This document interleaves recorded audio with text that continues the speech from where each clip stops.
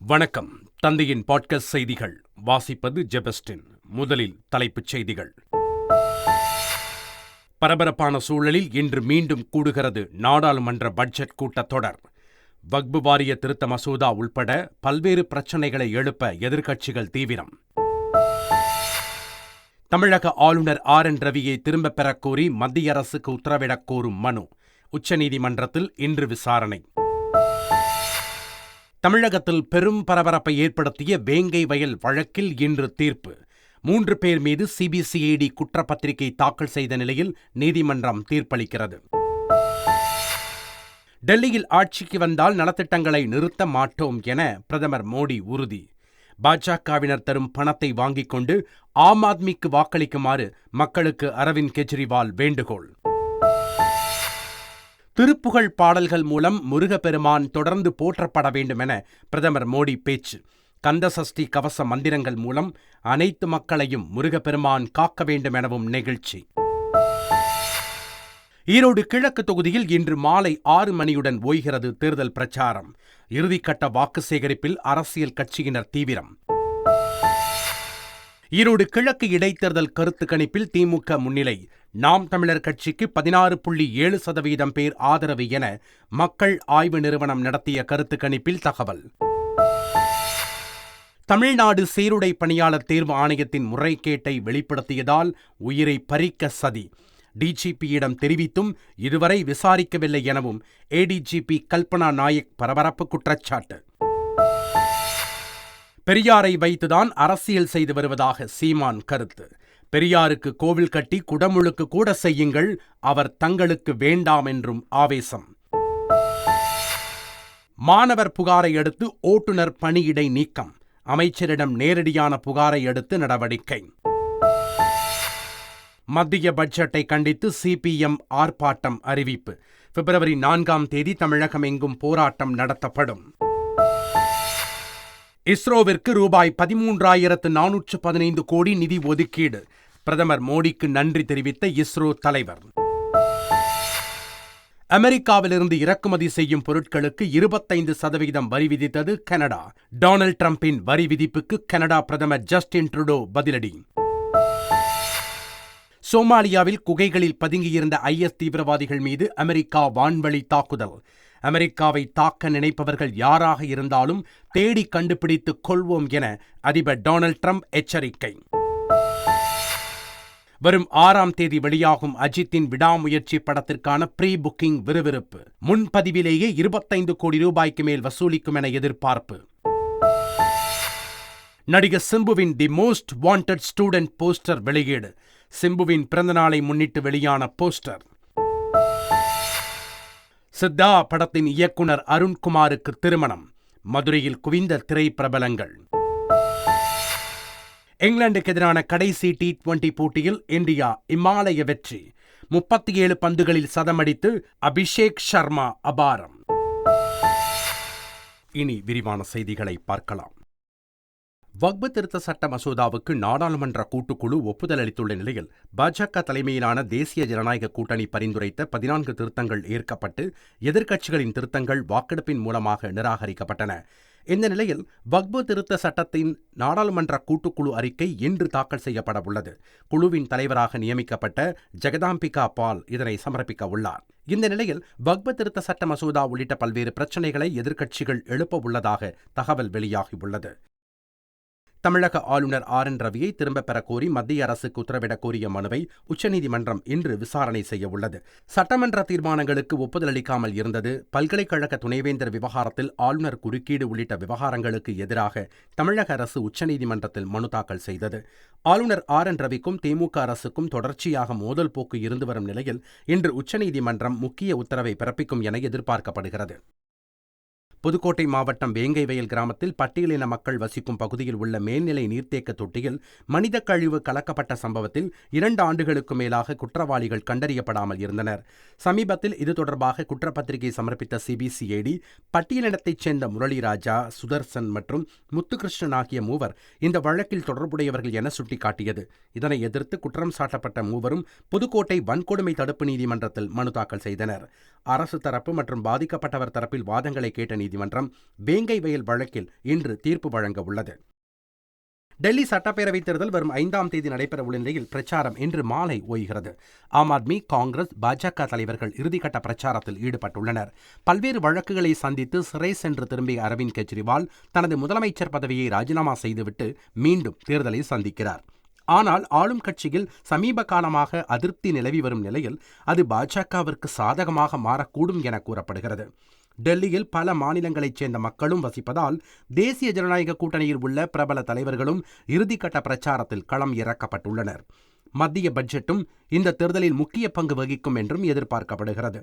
இந்த நிலையில் இன்று மாலையுடன் டெல்லி தேர்தல் பிரச்சாரம் நிறைவு பெறுகிறது. பிப்ரவரி 8ஆம் தேதி வாக்குகள் எண்ணப்பட்டு அன்றே முடிவுகளும் அறிவிக்கப்படும். திருப்புகழ் பாடல்கள் மூலம் முருகப்பெருமான் தொடர்ந்து போற்றப்பட வேண்டும் என பிரதமர் மோடி தெரிவித்துள்ளார்.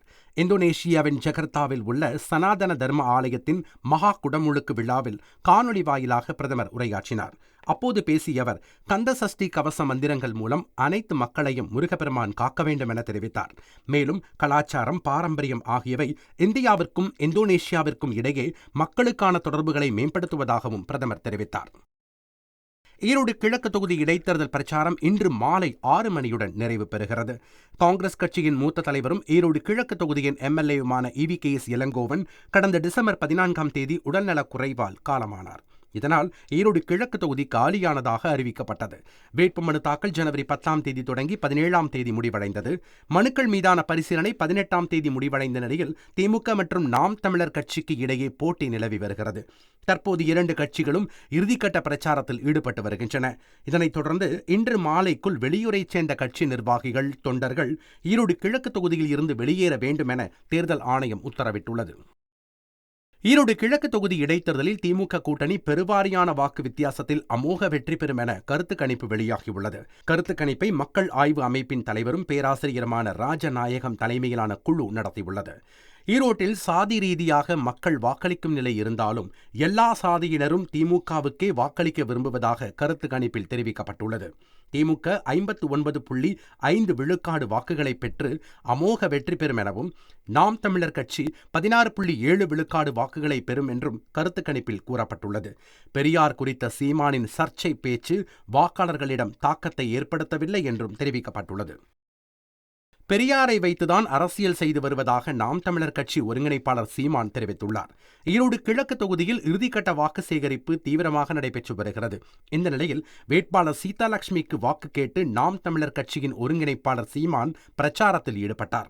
அப்போது பேசிய அவர் பெரியாரை தான் இழிவுபடுத்தவில்லை என்றும் பெரியாரை வைத்துதான் அரசியல் செய்வதாகவும் தெரிவித்தார். தமிழ்நாடு சீருடை பணியாளர் தேர்வு ஆணையத்தின் முறைகேட்டை வெளிப்படுத்தியதால் தனது உயிரை பறிக்க சதி நடந்ததாக தமிழக பெண் ADGP அதிகாரி புகார் அளித்திருப்பது காவல்துறை வட்டாரத்தில் பரபரப்பை ஏற்படுத்தியுள்ளது. கடந்த 2024ஆம் ஆண்டு தமிழ்நாடு சீருடை பணியாளர் தேர்வாணையத்தின் ADGP-யாக இருந்தவர் கல்பனா நாயக். தான் அந்த பதவியில் இருந்தபோது தமிழ்நாடு சீருடை பணியாளர் தேர்வாணையத்தின் விதிமுறைகளை முறையாக பின்பற்றாதது தொடர்பாக சுட்டிக்காட்டப்பட்டதாகவும், இதன் காரணமாக தன்னுடைய அறையில் தீ விபத்து நடந்ததாகவும் அவர் தெரிவித்துள்ளார். தன் உயிருக்கு ஆபத்து இருப்பதாக எச்சரிக்கப்பட்ட நிலையில் தமிழக DGP-யிடம் தெரிவித்த போதும் இதுவரை விசாரணை இல்லை என்றும் கல்பனா நாயக் குறிப்பிட்டுள்ளார். மாணவரை அநாகரிகமாக பேசிய அரசு பேருந்து ஓட்டுநர் சஸ்பெண்ட் செய்யப்பட்டுள்ளார். பெரம்பலூர் மாவட்டம் குன்னம் பகுதியை அடுத்த எழும்பூர் கிராமத்தில் கடந்த வெள்ளிக்கிழமை மக்களுடன் முதல்வர் சிறப்பு முகாம் நடைபெற்றது. இந்த முகாமிற்கு வருகை தந்த போக்குவரத்துத்துறை அமைச்சரிடம் அரசு பேருந்து ஓட்டுநர் ஒருவர் தன்னை அநாகரிகமாக பேசியதாக மாணவர் ரித்திக் புகார் தெரிவித்தார். அமைச்சர் புகாரை ஏற்றுக்கொண்ட நிலையில் ஓட்டுநர் திருமூர்த்தி தற்போது பணியிடை நீக்கம் செய்யப்பட்டுள்ளார். உத்தரப்பிரதேச மாநிலம் பிரயாக்ராஜில் நடைபெற்று வரும் மகா கும்பமேளாவில் இதுவரை 33 கோடி பேர் புனித நீராடி உள்ளதாக தெரிவிக்கப்பட்டுள்ளது. ஜனவரி 13ஆம் தேதி தொடங்கியுள்ள இந்த நிகழ்வு பிப்ரவரி 26ஆம் தேதி வரை நடைபெறவுள்ளது. ஜனவரி இறுதி வரை 29.6 கோடி பக்தர்கள் வருகை தந்த நிலையில் பிப்ரவரி முதல் 2 நாட்களில் 3 கோடி பக்தர்கள் புனித நீராடி உள்ளனர். கடந்த 29ஆம் தேதி சுமார் 10 லட்சம் பேர் ஒரே நேரத்தில் புனித நீராட குவிந்ததால் கூட்ட நெரிசல் ஏற்பட்டது. இதில் 30 பேர் உயிரிழந்தனர், 60 பேர் படுகாயமடைந்தனர். இது தொடர்பான வழக்கு இன்று உச்சநீதிமன்றத்தில் விசாரணைக்கு வருகிறது. 1000 டன் எடையும் 93 மீட்டர் உயரமும் உள்ள நெக்ஸ்ட் ஜெனரேஷன் லான்ச் வெஹிக்கிள் எனப்படும் விண்வெளி திட்டத்திற்கு 8000 கோடிக்கு அனுமதி கிடைத்திருப்பதாக இஸ்ரோ தலைவர் தெரிவித்துள்ளார். மேலும் மத்திய பட்ஜெட்டில் இஸ்ரோ ஆராய்ச்சிக்கு 13,415 கோடி ரூபாய் நிதி ஒதுக்கியதற்காக பிரதமர் மோடிக்கு அவர் நன்றி தெரிவித்துள்ளார். விண்வெளி ஆராய்ச்சி தொடர்பான பல்வேறு திட்டங்களுக்கு அனுமதி கிடைத்திருப்பதாகவும் அவர் கூறியுள்ளார். கன்னியாகுமரி மாவட்டம் மேலக்காட்டு விளையில் அவருக்கு நடந்த பாராட்டு விழாவில் பேசிய அவர் இதனை தெரிவித்தார். மத்திய அரசின் பட்ஜெட்டை கண்டித்து மார்க்சிஸ்ட் கம்யூனிஸ்ட் கட்சியினர் மாநிலம் முழுவதும் கண்டன ஆர்ப்பாட்டத்தில் ஈடுபட உள்ளதாக அறிவித்துள்ளனர். திருச்சி மாவட்டம் மணப்பாறையில் நடைபெற்ற மார்க்சிஸ்ட் கம்யூனிஸ்ட் கட்சியின் நிதியளிப்பு கூட்டத்தில் அக்கட்சியின் மாநில செயலாளர் சண்முகம் கலந்து கொண்டார். பின்னர் பத்திரிகையாளர்களை சந்தித்த அவர் மத்திய பட்ஜெட்டில் தமிழகம், கேரளா உள்ளிட்ட எதிர்க்கட்சி உள்ள மாநிலங்கள் தொடர்ந்து புறக்கணிக்கப்படுவதாக குற்றம் சாட்டினார். மேலும் பட்ஜெட்டை கண்டித்து வரும் 4ஆம் தேதி தமிழகம் முழுவதும் மாவட்டம், நகரம் உள்ளிட்ட பகுதிகளில் கண்டன ஆர்ப்பாட்டத்தில் ஈடுபட உள்ளதாகவும் அறிவித்துள்ளார். டொனால்ட் டிரம்பின் வரி விதிப்பு நடவடிக்கைக்கு பதிலடி கொடுக்கும் விதமாக அமெரிக்காவில் இருந்து இறக்குமதி செய்யும் பொருட்களுக்கு 25% வரி விதித்துள்ளது. கனடா, மெக்சிகோ, சீனாவில் இருந்து இறக்குமதி செய்யப்படும் பொருட்களுக்கு கடுமையான வரிகளை விதித்து அமெரிக்க அதிபர் டொனால்ட் டிரம்ப் உத்தரவிட்டார்.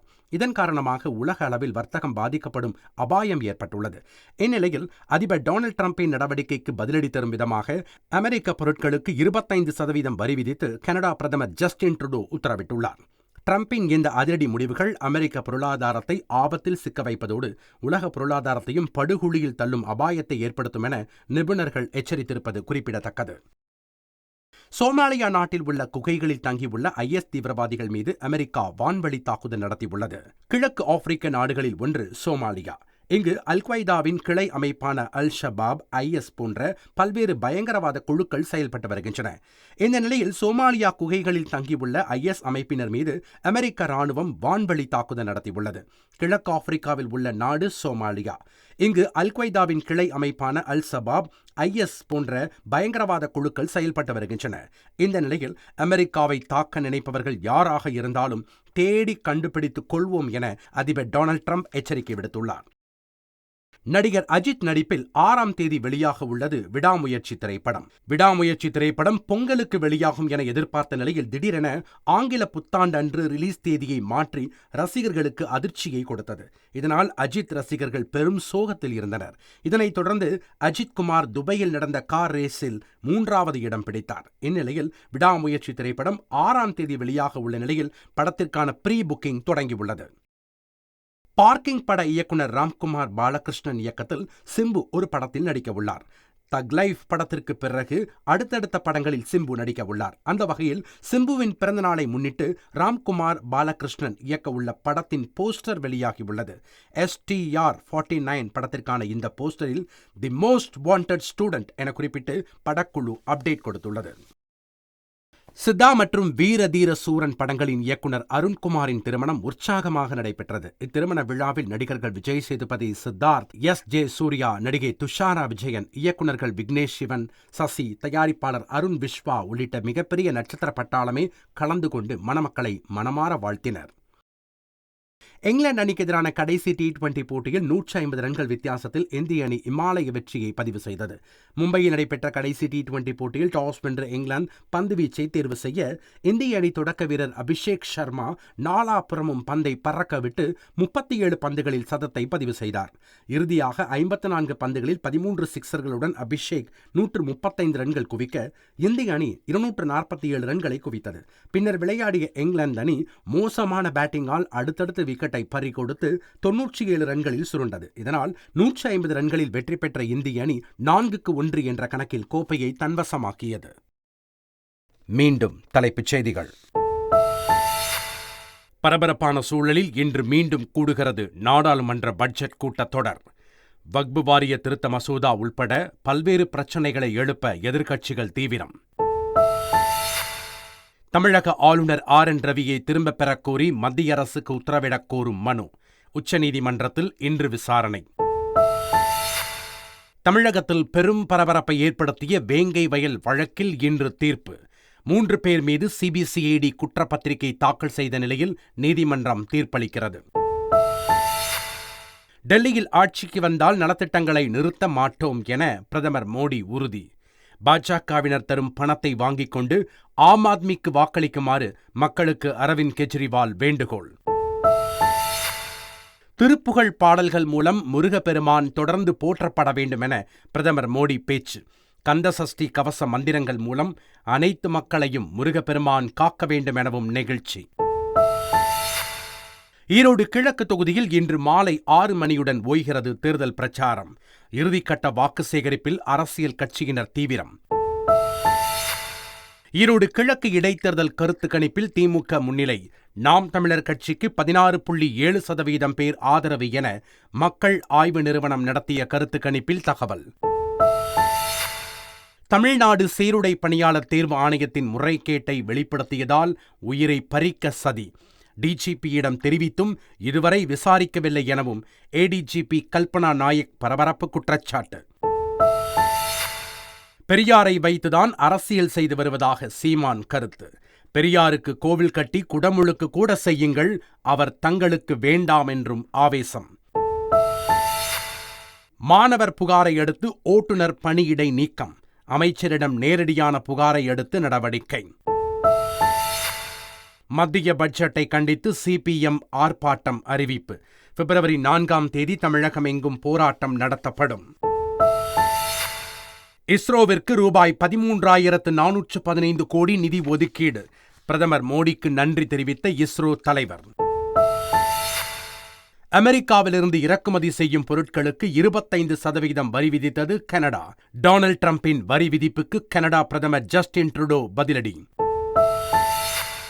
சோமாலியாவில் குகைகளில் பதுங்கியிருந்த IS தீவிரவாதிகள் மீது அமெரிக்கா வான்வழி தாக்குதல். அமெரிக்காவை தாக்க நினைப்பவர்கள் யாராக இருந்தாலும் தேடி கண்டுபிடித்துக் கொள்வோம் என அதிபர் டொனால்ட் ட்ரம்ப் எச்சரிக்கை.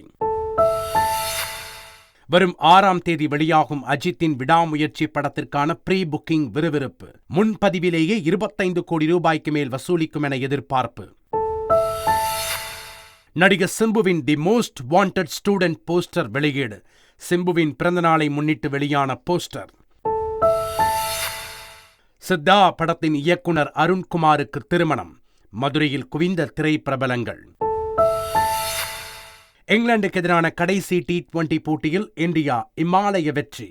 37 பந்துகளில் சதமடித்து அபிஷேக் சர்மா அபாரம்.